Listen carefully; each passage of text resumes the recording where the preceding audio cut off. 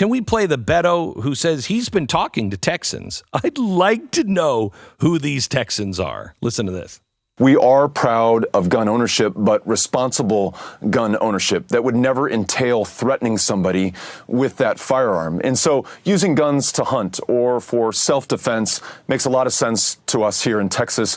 But having a weapon of war, and even from those Texans who own AR-15s, they've told me this themselves, I don't need this. I don't need it to hunt. I don't need it to protect myself. It was fun to use. I like taking it out to the range. But if giving this back or cutting it to pieces or selling it to the government helps to keep us safer, then by all means, let's do it, because they'll tell me I have kids in school as well, and they ask me whether it's a matter of when or if a killer is going to come into their school and take the lives of their fellow students or take their kids' lives. Wow. So would that killer be the guy who wants to give up the gun? I mean, because why would the guy who's giving up the gun, if this is going to help, this is going to help, because I know it's just a matter of, it's not even if, it's when I know a killer is going to come into my kid's school. If I knew that was true, I would be there with my gun waiting. I would be demanding that the school has armed personnel around. You know this is going to happen. And so what do? You, as a law-abiding citizen, give your gun away or cut it up? How does that make sense at all? Right. You're basically admitting you're worried about you committing a mass shooting. Right. Right. You could say, I want everyone else's banned, but I want to keep mine because I know I'm safe. Right? That is a progressive position, right? Everyone else is going to be the bad guy, but I'm okay. These people are apparently coming to him saying, I'm actually the problem. Because the only way that you selling your gun back to the government is going to make the world safer is if you were going to use this gun in a terrible way. Let me ask you, Stu, how many Texans that own an AR, a weapon of war? Right, you've already decided to do that. Think about the person who's that profile. It is one of the most popular sporting rifles in America, but not every liberal is going to buy them, right? These are people who care. It's not the first gun you buy either, right? It's a gun that you buy. What is there? 50? How many million? It might be. There's 20 million ARs. 20 million. I was going to say 15, but we have 20 million.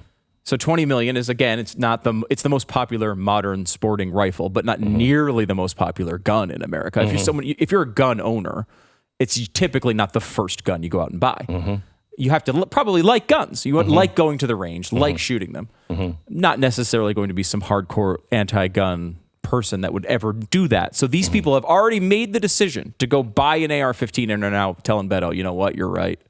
I can't wait to turn this thing in because, gosh, you never know when I'll just go into a school and start shooting it. That is a weird person. That's a person that, let me help you with this, doesn't exist. This is in California, maybe. In California, maybe. I think it's more of a thing where people tell you what you want to hear. Now, besides the fact that he's obviously making a lot of this up, right? First off, straight up lying, right? He's just making up people that don't exist when he comes to these large numbers.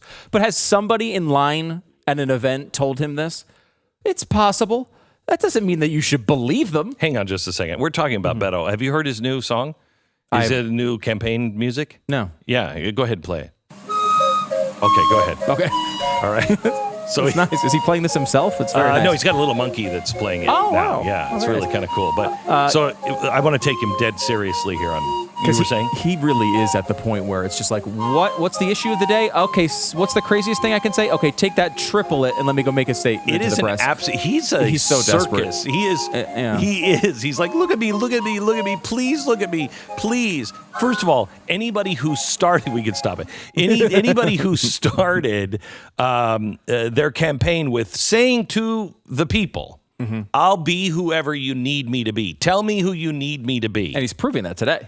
Right. He's seeing, I didn't get any traction with trying to be the sensible one here. So let me go further than everyone else and see if that one works. Because at least at the end of the day, I can get a nice, I can be on MSNBC. When this thing falls apart, I can go to a think tank. He's completely meaningless. Oh, I agree. He's completely meaningless. You see the media totally embracing him now that he's taking all these crazy stances, right? But nobody else is. The media might. but nobody else is. But like, how many times have we had this call from someone in the audience? Hi, lifelong Republican or lifelong Democrat, voted Democrat every single time, but this one time on the election that's coming up is the time I'm changing. There are people, obviously, who are lifelong Democrats and have switched on every election we've ever covered. However, all those people seem to find their way to call us right before the election. And it makes me believe, as we found out recently with reports among Democrats, Seminar callers, Democrats actually did have a program in the 90s with Hillary Clinton. This just came out. It's in his museum. The Clinton Museum has the documents showing that they actually did recruit people to call into talk shows to make their points and try to sound like they were average, everyday people. I've always been with you guys, always. But this time, I got to give up my gun. Yeah, exactly. I got to give up my gun because it just makes total sense. But let me tell you something. I used to hunt lions. I used to hunt tame lions. I hunted lions in the zoo. And how I'd hunt them is I would shoot innocent elephants that would fall on the lion.